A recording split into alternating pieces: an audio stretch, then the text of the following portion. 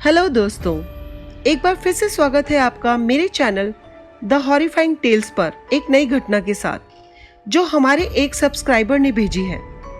उनका नाम राधिका है, जो एक स्कूल में टीचर है। उन्होंने बताया कि यह घटना तब की है जब उनकी नई नई स्कूल में जॉब लगी थी। स्कूल ज्वाइन किए हुए 2 या 3 ही दिन हुए थे। वैसे तो स्कूल में सभी अच्छे थे, पर उनको प्रिया सबसे ज्यादा अच्छी लगी, जो एक हिंदी टीचर थी।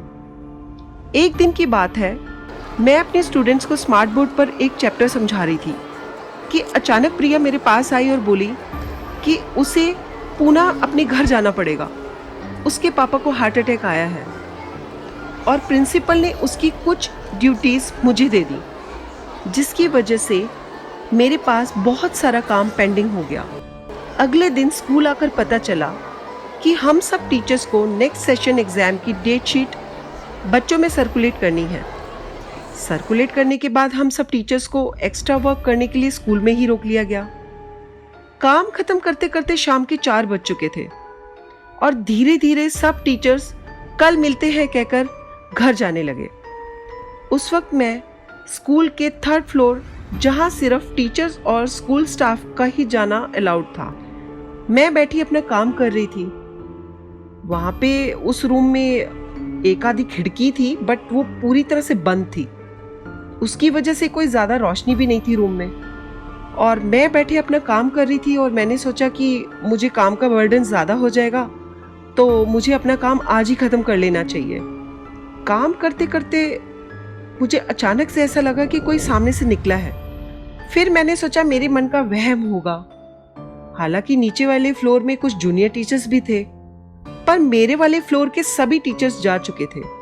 काम करते करते अचानक लाइट चली गई। थोड़ी देर इन्वर्टर की लाइट आने की वेट करती रही, पर 5 मिनट तक लाइट नहीं आई। तो मैंने अंधेरे में ही अपना सामान समेटा और मोबाइल की लाइट से दीवार के सहारे नीचे वाले फ्लोर पर जाने लगी। सीढ़ियां उतरते ही एक जूनियर क्लासरूम था। जैसे ही मैं वहां से निकलने लगी कि अचानक उस क्लास का स्मार्ट बोर्ड ऑन हो गया, जिसे देखकर मुझे डर तो नहीं लगा, क्योंकि अक्सर इलेक्ट्रिकल गैजेट्स में खराबी हो ही जाती है। यह सोचकर मैं उसे ऑफ करने के लिए बोर्ड के पास पहुंची, तो मैंने देखा कि उस बोर्ड की स्क्रीन पर मेरे पीछे कोई खड़ा है। मैंने वापस मुड़कर देखा तो वहां कोई नहीं था। मुझे बहुत डर लगा। फिर भी मैं उस स्क्रीन को दोबारा से बंद कर देना चाहती थी। मैंने जैसे ही बंद करने के लिए हाथ अपना आगे किया, तो पीछे साफ साफ खड़ा कोई मुझे दिखाई दिया, और मुझे लगा कि वो राधिका पुकार रहा है। डर के मारे मेरी चीख ही निकल गई और मैंने डर से अपनी आंखें बंद कर ली। 2 मिनट तक मुझे ऐसा लगा कि मुझे कुछ नहीं हुआ।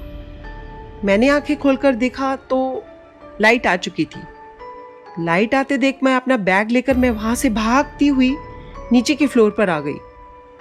वहां मैंने देखा कि जूनियर क्लास के टीचर बैठे हुए अपना काम कर रहे हैं। उनको देखते ही मैं बेहोश हो गई।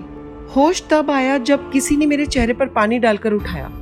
उन टीचर्स को मैंने बताया कि ऊपर वाले फ्लोर पर मैंने क्या देखा।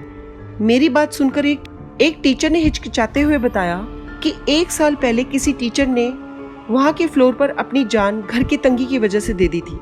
शुरू में तो उस फ्लोर पर कोई नहीं जाता था, पर धीरे धीरे बात पुरानी हो गई, तो प्रिंसिपल ने स्कूल के कामों के लिए फिर से वो फ्लोर खोल दिया। पर मैं उस घटना के बाद इतना डर गई कि फिर किसी काम के लिए उस फ्लोर पर मैं कभी नहीं गई।